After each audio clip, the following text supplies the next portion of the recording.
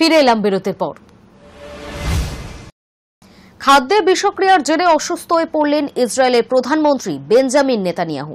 Netanyahu দপ্তর থেকেই খবরটি নিশ্চিত করা হয়েছে। আপাতত 3 দিন বাড়ি থেকে কাজ করবেন বলে জানিয়েছেন তিনি। খাদ্যে বিষক্রিয়ার জেরে অসুস্থ হয়ে পড়লেন ইসরায়েলের প্রধানমন্ত্রী বেঞ্জামিন নেতানিয়াহু। নেতানিয়াহুর দপ্তর থেকে এই খবরটি নিশ্চিত করা হয়েছে। আপাতত 3 দিন তিনি বাড়ি থেকেই কাজ করবেন বলে জানা গিয়েছে। তার অসুস্থতার খবর প্রকাশ্যে আসতেই বিভিন্ন মহলে প্রশ্ন উঠতে শুরু করেছে, ইসরায়েলের প্রধানমন্ত্রীকে কি কেউ তাহলে খুনের ছক করছে? সূত্রের খবর, গাজা এবং ইরানের ইসরায়েলে সংঘর্ষ চালানোর পর থেকেই অনেকেই সহ্য করতে পারছেন না নেতানিয়াহুকে। তাই এই পরিস্থিতিতে কোনো কিছুই যে অসম্ভব নয় এমনটাই মনে করছে ওয়াকিবহল মহল। নেতানিয়াহুর দপ্তরের তরফে জানানো হয়েছে, খাদ্যে বিষক্রিয়ার জেরে 75 বছর বয়সী নেতানিয়াহুর ইন্টেস্টিনাল ইনফ্লেমেশন হয়েছে। শুধু তাই নয়, শরীরে জলের অভাবে ডিহাইড্রেশনেরও শিকার হয়েছেন ইসরায়েলের প্রধানমন্ত্রী। বর্তমানে তাকে স্যালাইন দেওয়া হয়েছে। তাই চিকিৎসকের পরামর্শ, আগামী 3 দিন তিনি বাড়িতে বসেই কাজ করবেন। তবে আগের থেকে তিনি এখন অনেকটাই ভালো আছে বলে জানা গিয়েছে। প্রসঙ্গত, বেশ কিছু বছর আগে শারীরিক অসুস্থতায় ভুগছিলেন নেতানিয়াহু। 2023 সালে তার শরীরে পেসমেকার বসে। এরপর গত বছর ডিসেম্বরে তার প্রোস্টেটে অস্ত্রোপচার হয়েছিল। সেই সময় তিনি বেশ কিছুদিন কাজ করতে পারেননি। তখন ইসরায়েলের প্রধানমন্ত্রীর দায়িত্বভার সামলেছিলেন ন্যায় বিচার দপ্তরের মন্ত্রী Yariv Levin. Hi News Network. রাশিয়ার পূর্বাঞ্চলীয় ইয়াকুটিয়া অঞ্চলে এক মর্মান্তিক সড়ক দুর্ঘটনা ঘটে। এই ঘটনায় আহত হয়েছেন কমপক্ষে 20 জন এবং নিহত হয়েছেন অন্তত 13 জন। সূত্রের খবর, খনি শ্রমিকদের বহনকারী বাসটি নিয়ন্ত্রণ হারিয়ে প্রায় 25 মিটার গভীর খাদে গিয়ে পড়ে। কিভাবে ঘটনাটি ঘটল তা খতিয়ে দেখছে রাশিয়ার পূর্বাঞ্চলীয় পুলিশ। রাশিয়ার পূর্বাঞ্চলীয় ইয়াকুটিয়া অঞ্চলে এক মর্মান্তিক সড়ক দুর্ঘটনায় অন্তত 13 জন খনি শ্রমিক নিহত হয়েছেন। খনি শ্রমিকদের বহনকারী বাসটি নিয়ন্ত্রণ হারিয়ে প্রায় 25 মিটার গভীর খাদে গিয়ে পড়ে। এতে আহত হয়েছেন আরও 20 জন। ভোর 3:20 এই দুর্ঘটনা ঘটে বলে কর্তৃপক্ষ নিশ্চিত করেছে। সূত্রের খবর, ডেনিসভাস্কি মাইনিং অ্যান্ড প্রসেসিং প্ল্যান্টের শিল্প সড়কে এই দুর্ঘটনা ঘটে। এই প্ল্যান্টে মূলত কয়লা খনন কাজ করা হয়। দুর্ঘটনাটি ভোরে ঘটার কারণে উদ্ধার কার্যে কিছুটা দেরি হয়েছে। দুর্ঘটনার পর দ্রুত ঘটনাস্থলে পৌঁছেছে রাশিয়ার তদন্ত কমিটি। কর্তৃপক্ষ জানিয়েছে, সম্ভাব্য অবহেলার জন্য একটি ফৌজদারি তদন্ত শুরু করা হয়েছে। অর্থাৎ এই দুর্ঘটনার পিছনে কোনো মানবসৃষ্ট ত্রুটি বা গাফিলতি ছিল কিনা তা খতিয়ে দেখা হবে। এই ধরনের ঘটনায় সাধারণত চালকের ত্রুটি, গাড়ির যান্ত্রিক সমস্যা অথবা রাস্তার বেহাল দশা, এই 3টি প্রধান কারণের যে কোনো একটি দায়ী বলে মনে করা হচ্ছে। দুর্ঘটনায় নিহতদের প্রতি সম্মান জানাতে মঙ্গলবার অঞ্চলটিতে শোক দিবস ঘোষণা করা হয়েছে। পরিবহন বিশেষজ্ঞদের মতে, রাশিয়াতে দীর্ঘ পথ পাড়ি দেওয়ার জন্য অনেক সময় পুরনো বাসের ব্যবহার দেখা যায়, যা দুর্ঘটনার ঝুঁকি বাড়ায়। এছাড়াও রাতের বেলা বা ভোরের বেলার দিকে বাসগুলি চালানোর ক্ষেত্রে চালকদের ক্লান্তিও বড় একটি কারণ হতে পারে। ভবিষ্যতে এমন ঘটনা প্রতিরোধের জন্য কার্যকর পদক্ষেপ নেওয়া অত্যন্ত জরুরি। এই মর্মান্তিক ঘটনা রাশিয়ার খনি অঞ্চলে শ্রমিকদের নিরাপত্তা নিয়ে নতুন করে প্রশ্ন উঠছে। Hi News network.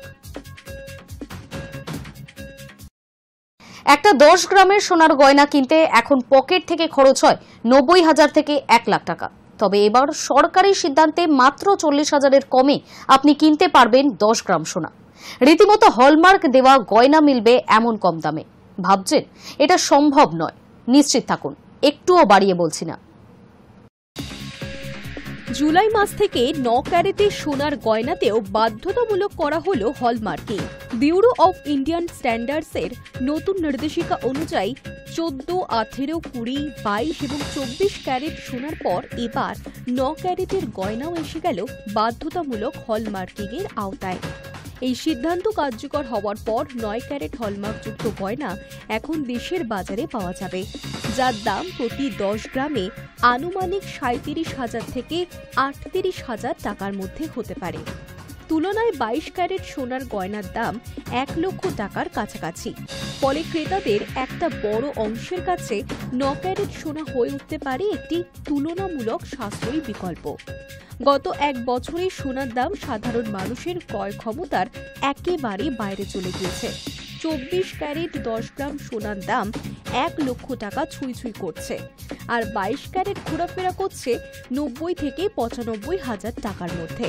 ফলে 18 ক্যারেটের দিকে ঝুঁকেছেন বহু মানুষ। এমন পরিস্থিতিতে সরকারের এই সিদ্ধান্ত অনেকের কাছে সোনার স্বপ্ন পূরণের সুযোগ করে দিতে পারে। বিশেষজ্ঞদের মতে 9 ক্যারেটের সোনার গয়না শুধু সস্তাই নয়, আধুনিক ডিজাইনের জন্য উপযোগী। ফলে তরুণ প্রজন্মের পছন্দের তালিকাতেও জায়গা করে নিতে পারে এই নতুন বিকল্প।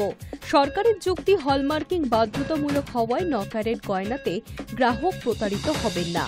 সোনার খাঁটি মান নিশ্চিন্তে BIS এর এই পদক্ষেপ গ্রাহক সুরক্ষায় গুরুত্বপূর্ণ। এখন থেকে যে কোনো 9 ক্যারেট গয়নাতেই থাকতে হবে HUID নম্বর সহ BIS হলমার্ক।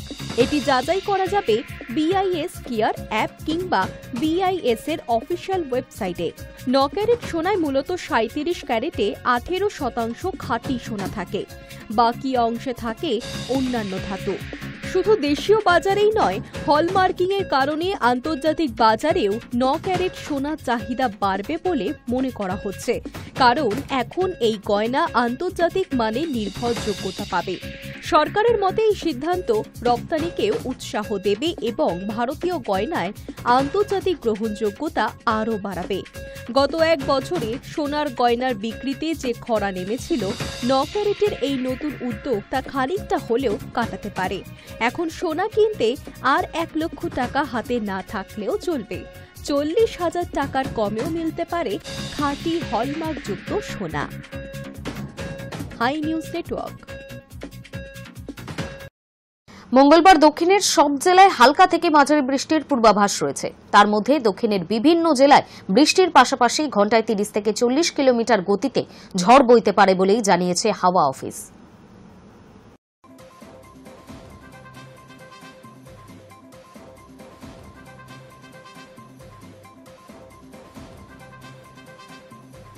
টানা কয়েকদিন ধরে বৃষ্টি বাদলার পর মেঘের আড়াল সরিয়ে উদয় হয়েছে সূর্য। গত 2 দিন ধরে বেশ তীব্র গরমের টের পাওয়া যাচ্ছিল। চলতি সপ্তাহে বঙ্গে ফের ধেয়ে আসতে চলেছে জোড়া নিম্নচাপ, আর তার জেরে মধ্যভাগ থেকে আবারও বৃষ্টি ভাসতে পারে একাধিক জেলায়। হাওয়া অফিসের পূর্বাভাস অনুযায়ী অন্তত তেমনটাই জানা যাচ্ছে।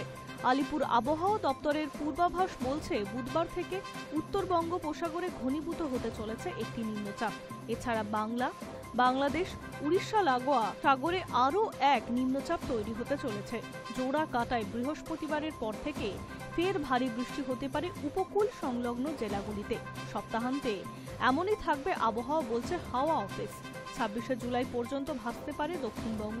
এর মধ্যে নতুন করে বন্যার আশঙ্কা থাকছে। আবহাওয়াবিদদের মতে বুধবার শুধুমাত্র উপকূলবর্তী জেলা অর্থাৎ উত্তর ও দক্ষিণ 24 পরগনা, পূর্ব ও পশ্চিম মেদিনীপুরে ভারী বৃষ্টির সম্ভাবনা রয়েছে। পরদিন অর্থাৎ 24শে জুলাই দক্ষিণবঙ্গে প্রায় সব জেলাতেই বৃষ্টি হতে পারে। শুক্রবার 25শে জুলাই পশ্চিমের জেলাগুলিতে ভাসতে পারে ভারী বৃষ্টি। এদিকে ঘাটাল সহ পশ্চিম মেদিনীপুরের একাধিক জেলায় এখনো জলমগ্ন। ভারী বৃষ্টি হলে আবার ডিভিসি জল ছাড়তে পারে, তার ফলে ফের বন্যা পরিস্থিতির আশঙ্কা থাকছে। অন্যদিকে উত্তরবঙ্গে আপাতত ভারী বর্ষণ চলবে বলে পূর্বাভাস শুনিয়েছে আলিপুর আবহাওয়া দপ্তর। বুধবার থেকে শুক্রবার পর্যন্ত ডুয়ার্স এলাকায় বৃষ্টির সম্ভাবনা রয়েছে। বাকি জেলাতে মাঝারি বৃষ্টিপাত হতে পারে। উত্তরবঙ্গের কিছু জেলায় বৃষ্টির পরিমাণ কমবে বলে জানিয়েছে আবহাওয়া দপ্তর। Hi News Network. News Today এখনকার মতো এই পর্যন্তই। নজর রাখুন হাই নিউজে, নির্ভীক, নিরপেক্ষ।